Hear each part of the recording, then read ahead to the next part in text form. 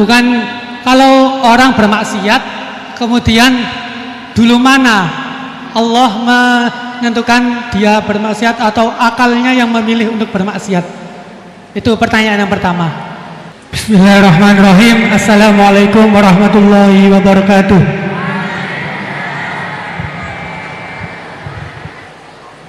Langsung saja, ngapunten Gus. Di sini ada beberapa pertanyaan yang agak masih grundel di hati gitu. Soalnya belum dapat jawaban.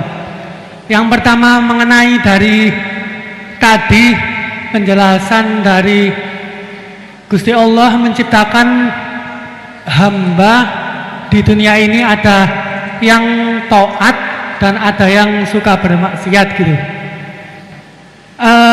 Mengenai takdir Allah Subhanahu wa taala, Allah menciptakan hamba-hambanya dengan variasi yang berbeda. Kemudian manusia diciptakan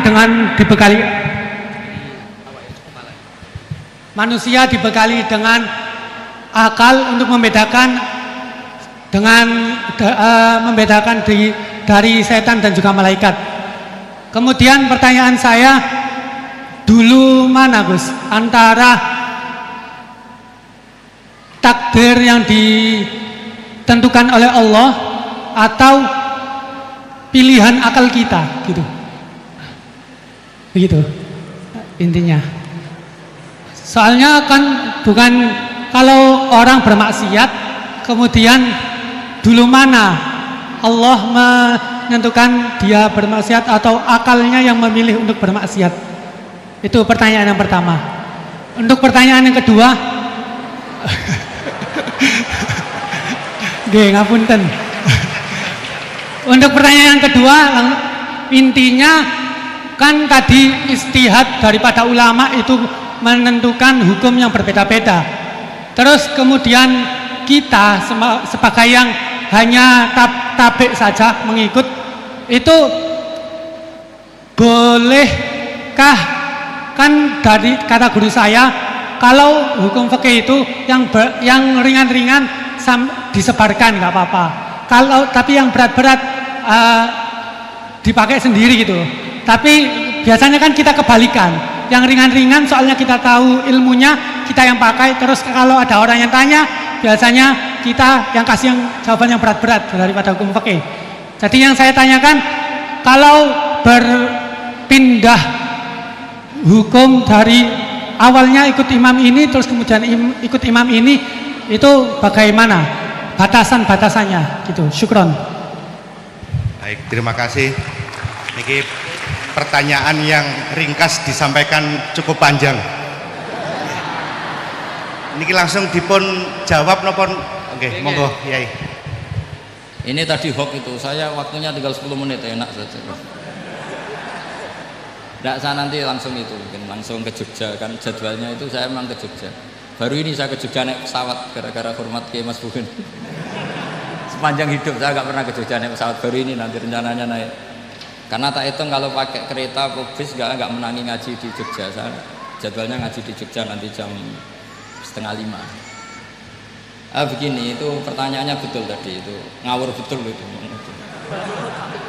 Karena begini ya, masalah qadha qadar itu kan sudah dibicarakan semua ulama di kitab-kitab.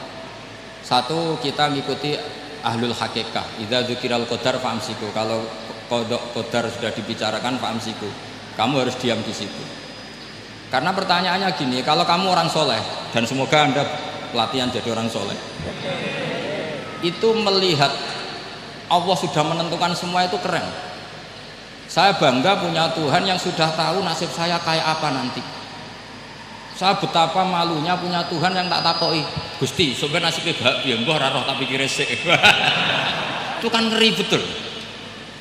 Sehingga kalau kamu soleh itu pokoknya bangga kalau Allah sudah tahu apa yang akan terjadi. Nah, soal kepanikan kita kan kadang, kok nang wis ngerti aku celoko, terus gunanya apa aku sholat? Itu kesalahan kita. Kita kecewa kalau sekarang soleh, kemudian akhirnya tidak soleh dan akhirnya kita masuk neraka. Kekecewaan ini namanya khadun nafsi. Kita hanya mikir diri Sebetulnya kalau kita abdan lillah, benar-benar hamba Allah, tetap bangga karena punya Tuhan yang tahu apa yang akan terjadi. Makanya yang dibutuhkan kesalian untuk ngakoni qada qadar, dibutuhkan kesalian. Kalau enggak kriminal betul. Maka Sayyid Hasan bin Ali, saya hafalkan makalannya itu. Di antara aturan iman harus iman sama qada qadar. Untuk menunjukkan innahu la yuqsa kurhan wala yuhlabu kurhan, kata beliau. Supaya kita tahu bahwa Allah itu tidak dimaksiati secara terpaksa. Kamu bisa enggak bayangkan Allah ngeluh gini, sakjane aku ora seneng maksiat tapi saya bisa berbuat apa? Artinya apa? Kalau maksiat dan keburukan tidak khairihi wa syarrihi minallah, itu Allah kan kurhan. Faham yang saya maksud? Artinya apa? Kita harus berkeyakinan khairihi wa syarrihi minallah. Tapi kita butuh syariat. Lalu setiap orang nakal berkelit kersane Allah juga masalah. Maka diteruskan makalah beliau. Waman hammala dzambahu rabbahu faqad fajar. Dan siapa yang menimpakan dosanya atas nama Tuhannya, maka faqad fajar, dia lacut betul. Wong sing zina kuwe Allah kan gak melok zina, sing maling kuwe ora melok maling. Sing beto bak-bak kuwe ora tau beto. Terus kowe muni kabeh krana Allah, itu kriminal betul. Jadi makanya orang soleh itu harus hafalannya banyak supaya niru-niru orang soleh itu. Ini kan enggak ingin soleh tapi pakai akalnya sendiri. Itu bahaya dalam agama, karena agama itu harus ada riwayat. Makanya beliau menyebut 2 kali. Siapa yang tidak meyakini khairihi wa syarrihi minallah, maka dia faqad kafar. Karena seakan-akan di dunia ini waqa'a fi mulkihi ma la yuriduhu.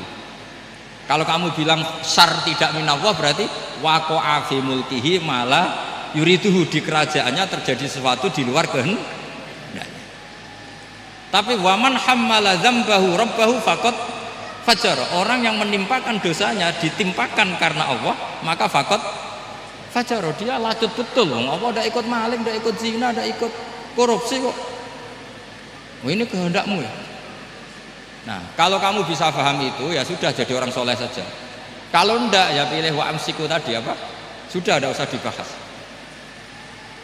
Jadi saya mohon semua yang dengar ngaji saya ini, yang enggak tobat supaya tobat, yang sudah tobat ditambahi ilmu, karena biasanya tobat itu ya karena tidak ngerti apa-apa, semua mikir. Itu makalnya Sayyid Hasan bin Ali, cucunya Rasulullah SAW, dan itu diamini oleh semua ulama. Saya pernah ditanya seorang rektor, nggak terima dosen, nggak terima mahasiswa, rektor tanya, Gus, yang benar itu Jabariyah apa Qadariyah? Jawaban saya lucu, sementing soleh dulu, kalau setelah soleh kamu nggak apa-apa Jabariyah atau Qadariyah. Karena setelah kita soleh, perasaan kita gini, qaddaronillah ala sholat, saya bisa berbuat apa di depan kehendak Allah. Sehingga perasaannya orang soleh ketika mengatakan al-abdu majbur adalah mengatakan la haula wala quwata, asal soleh loh ya, asal soleh. Tapi kalau orang itu tidak soleh, dijawab apa saja ya berengkel loh. Umpamanya natine ra tau tenang sama Allah. Qadariyah juga sama, ini penting. Misalnya ada orang soleh Qadariyah, mesti cara berpikir, oh pangeran ku adil ya, sing sholat diganjar swarga, sing zina diganjar neraka, sing ora nyolong diganjar swarga, sing nyolong diganjar neraka, kan adil. Mosok sing nyolong dilebokno swarga, sing sholat dilebokno neraka, kan jadi lucu. Artinya ketika dia Qadariyah juga ingin membaca hikmahnya Allah bikin aturan. Asal soleh, sama lagi asal.